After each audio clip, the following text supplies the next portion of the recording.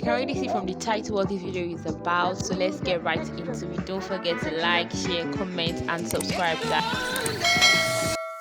So I'm starting off with using my expression braid. I used a pack of super braid and half pack of rich braid, and I cut it into 3 parts before pulling it out altogether.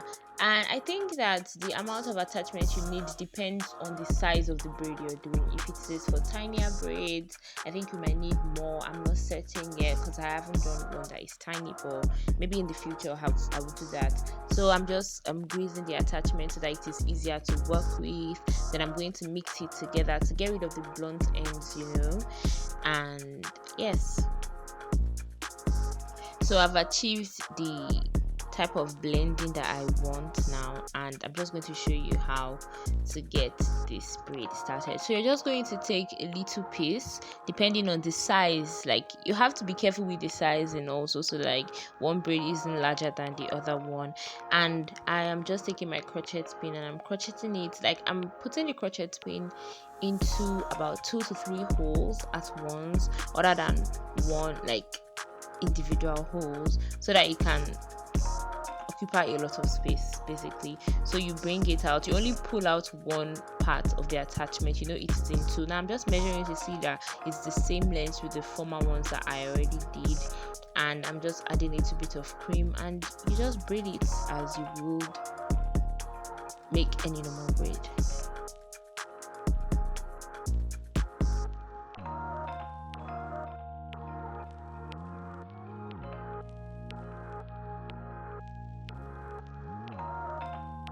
The thing is, when I started this braid wig, I was actually making it for myself, and I totally forgot that, oh, I have not recorded this. So I already began before I started to record it. So I'm just going to describe how I did it. I used a circular cap because the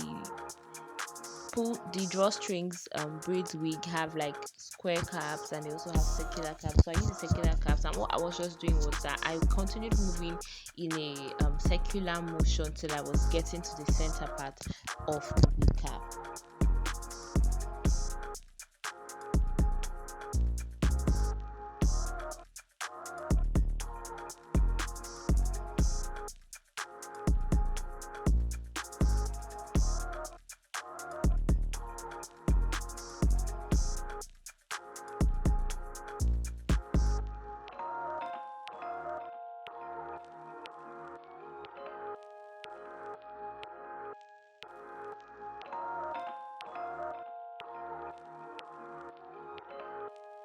So I'm just doing the same thing again.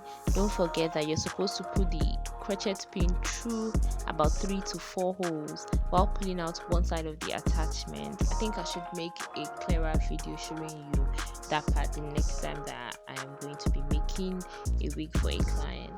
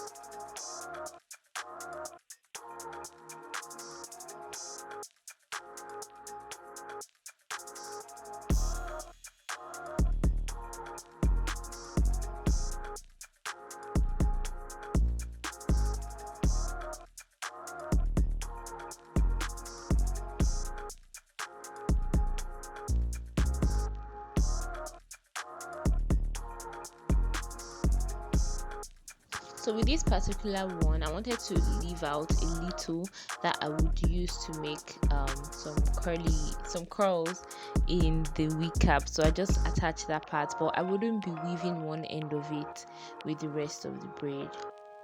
And yes, I'll just braid the lower part. I will exempt that part from the braid and continue braiding.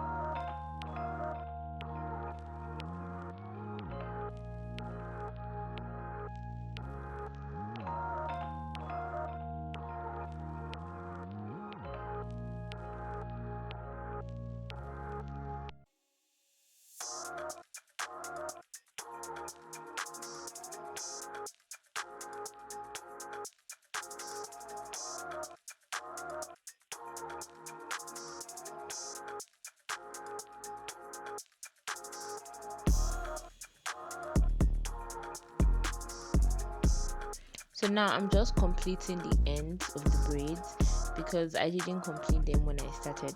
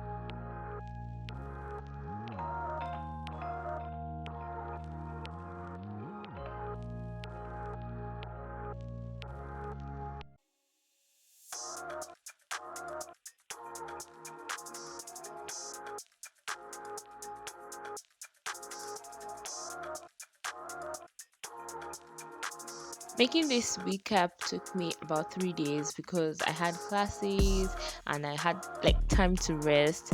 But I feel like if you don't have anything to do, you can actually complete it in one day. It shouldn't take that long. But that also depends on the size. I think that the size that I did wasn't a whole lot for me to handle.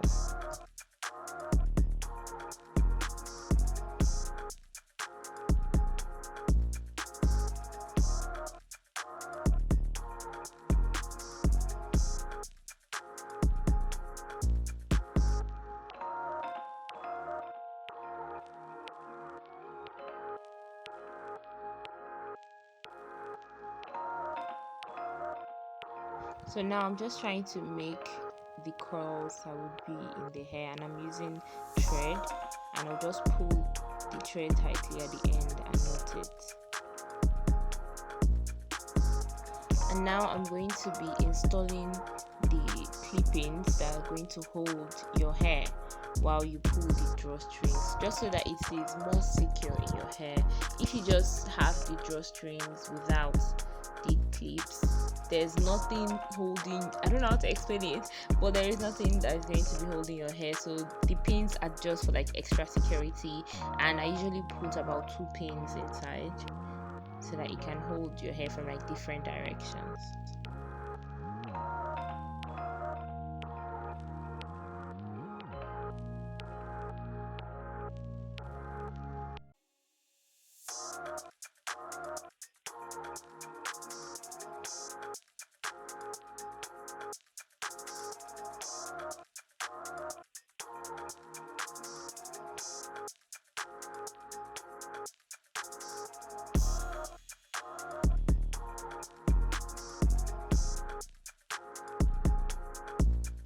So now I'm sewing in the second pin at the opposite end of the first pin, just so that they can have like they'll be on opposite sides of your bun, and they'll be able to hold your hair more securely that way.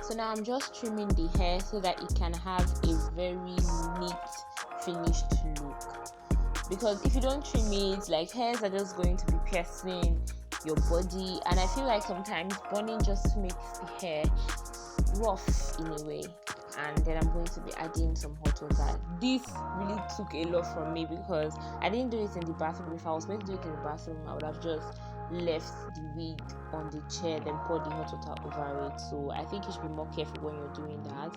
And I changed the style of the curls I put into the hair, and now I just use bending rollers and roll them around it. You have to make sure that the water reaches every part so that it will come out nicely. And I'm just dabbing it dry with my towel, trying to show you guys how neat they are now.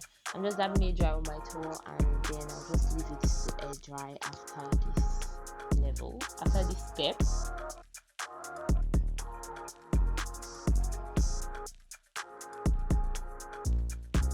You have to do after drying it is to make shuku with your normal hair. That's all. And this is the finished product. It looks so beautiful.